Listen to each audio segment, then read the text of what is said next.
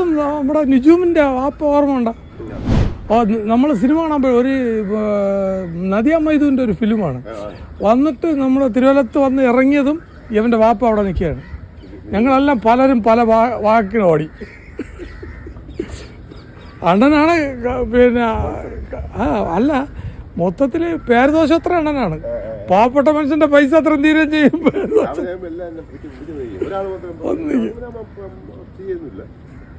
ആർക്കും ദോഷമൊന്നും ഉണ്ടാവില്ല. എല്ലാവർക്കും ആഹാരം വാങ്ങിച്ചു കൊടുക്കുകയും ഇത് ബോളൊക്കെ നമുക്ക് കളിക്കാൻ വേണ്ടി നമ്മളൊക്കെ പിച്ചക്കാരല്ലേ. അന്ന് 14-15-16 വയസ്സിലൊക്കെ നമുക്ക് കാശ് വരുമാനമൊന്നുമില്ലല്ലോ. വീട്ടുകാരങ്ങനെ വെറും പാപ്പരും 5 പൈസ ആരും തരില്ല. പാവം നമ്മുടെ അന്നപൂർണേശ്വരൻ അന്നദാതാവാണ്. പോട്ടാ പിന്നെ ഓക്കെ. അങ്ങനെ ഇതാണ് നമ്മുടെ സുരേന്ദ്രൻ.